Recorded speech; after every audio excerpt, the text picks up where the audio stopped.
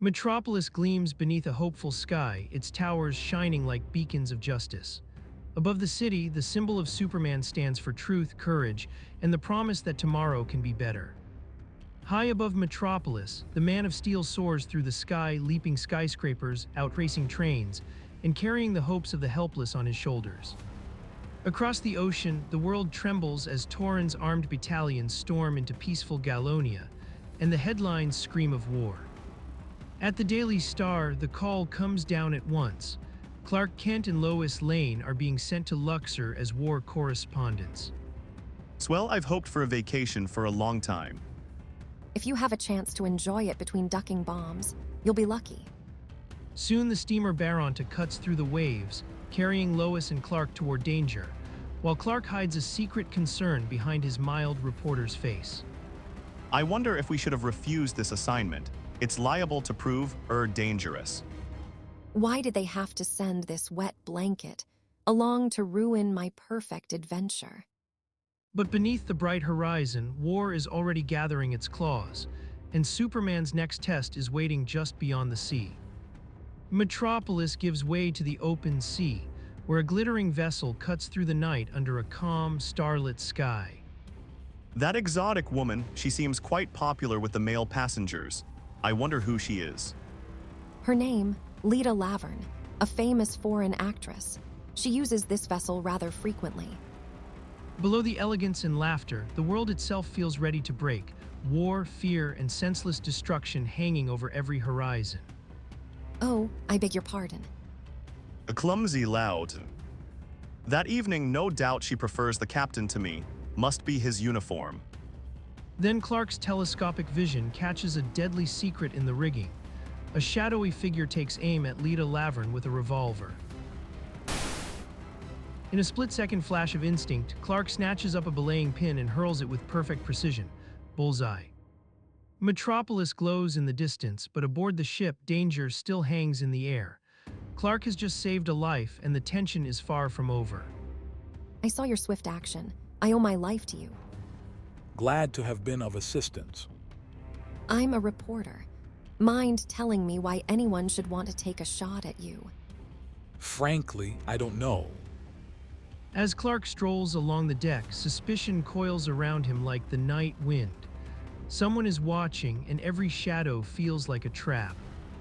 Maybe she doesn't, and maybe she does.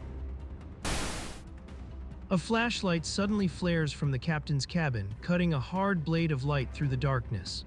Clark reacts instantly, racing for the porthole with inhuman speed. What in? One glance is enough to make him realize the reporter may not be on the level after all. In Metropolis, even truth can wear a disguise. As the days drag by aboard the ocean liner, boredom hangs in the air like a fog over Metropolis. What should be a romantic voyage feels strangely uneventful, and that only makes the hidden danger feel closer. An ocean voyage should be romantic. I'm bored sick. Uneventful, eh? Then at last the ship nears Torin and an invitation arrives promising glittering lights, music, and answers. A reception at a manor tonight, the perfect place for secrets to slip. When the Baronta docks in Torin, you must come to my manor tonight, where I am holding a delightful reception. I'll be there. Later at the hotel, restless and sharp-eyed, he sets out to hunt for the truth. But the foreign ministry stands cold and guarded, its doors sealed tight against inquiry. Now to hop down to the foreign ministry and pick up some juicy news. What's the idea? No admittance. How am I going to get an interview? That's your problem, sorry, but orders are orders. Outside the ministry, the press grumbles under the weight of censorship, every answer clipped before it can breathe. Then a familiar name cuts through the frustration like a spark in the dark. Tell me, you news hawks, why the tight censorship? All we can get is a censored press release. You have to be a magician to get past those doors. Lita. Miss Laverne. She snubs him coldly, and the chill of it says more than words ever could. But the memory of her warmth lingers, and so does the mystery, pulling him straight toward tonight's reception. She snubbed you cold. Well, she wasn't so unfriendly last time I saw her. We're going to her reception tonight and look into this. Metropolis glows under a dark, watchful sky as a car rolls toward Lavern Manor. Tonight, every smile may hide a secret. I suppose you'll stick so close to Miss Lavern I won't catch sight of you all night. Small chance. We'll be lucky if she'll even admit us. Mr. Kent, I'm so delighted to see you, and I was afraid you would not come. Clark Kent masks his surprise as Lavern's warmth feels almost too eager to be real. Then, with a private urgency, she draws him away from the crowd. Come with me. I have so much to say to you. Well, you have. Alone at last, the questions begin to turn sharper, colder, no longer social pleasantries, but a test. And now that we're alone, tell me all about yourself. There's not much to say. Then tell me about the great nations. Do you think they are in sympathy with Tauren's invasion of Gallonia? The democracies are definitely opposed to aggressor nations. Any more questions? Lavern abruptly changes course, retreating to play the gracious hostess again.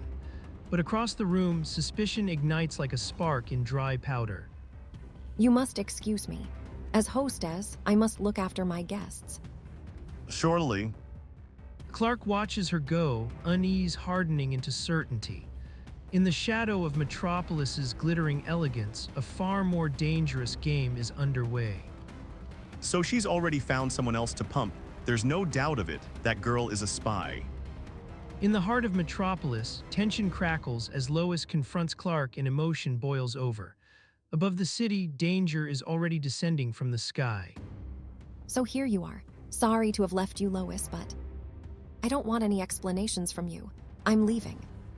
But Lois... At that very moment, a hostile aviator looses bombs over Metropolis, and Clark's disguise of cowardice becomes his shield. He ducks under a nearby table as the city itself cries out in peril. The city, it's being bombed. Then in a blur of motion, he streaks from the manor and vanishes from sight. A heartbeat later, the mild-mannered reporter is gone, and the Man of Steel is born. Superman acts, rocketing upward toward the threat as the bomber cuts through the sky. Metropolis holds its breath as the hero charges into danger. Metropolis burns bright beneath a tense sky, as a racing fighting plane screams through the air and Superman dives straight into danger. Howend. With lightning reflexes, the Man of Steel flashes an arm out and seizes the speeding plane, hauling himself up onto its rattling frame. If I don't watch out, one of those anti-aircraft shells will get me. He's clinging to the plane. I've got to throw him off. The pilot yanks the nose skyward into a violent climb, trying to shake him loose. What is this, a bucking bronco? But the plane flips in a full backward somersault, and even that brutal maneuver cannot break the iron grip of Superman. Metropolis soars beneath a storm-torn sky as a crippled plane groans through violent wind. A desperate figure crawls forward, fighting the tearing gale, every inch a struggle against the sky itself. Another few feet. At last, he reaches the wing, and Superman thrusts out a steady hand toward the whirling propellers. The plane suddenly jerks, and the Man of Tomorrow is hurled downward toward the distant Earth. He crashes into the ground, yet rises unharmed, the power in him as calm and certain as daylight. So you haven't had enough, eh? Metropolis blazes below in the night as Superman shrugs off a storm of machine gun fire. Above the rooftops, the airplane jerks upward, desperate to escape. Stick around. It's Superman. The criminals panic as the Man of Steel closes in, faster than their fear can carry them. One of them fumes, but Superman is already a blur of motion. Say your prayers. Wait, no autographs today. With the villains thrown into chaos, Lita slips away into the darkness, thinking no one noticed. But high above, Superman has seen everything from the sky. Dunno what she's up to, but I'll tag along. Metropolis glows under a bright, watchful sky as Lita moves swiftly toward the foreign ministry. Above her, Superman clears the guards unseen in a single graceful leap. You may pass, Agent T-21.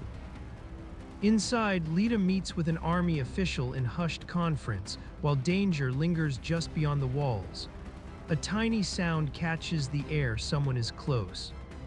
I'm sure I heard a sound, someone coming. I know you're hiding there, come out, hands raised, or I'll shoot.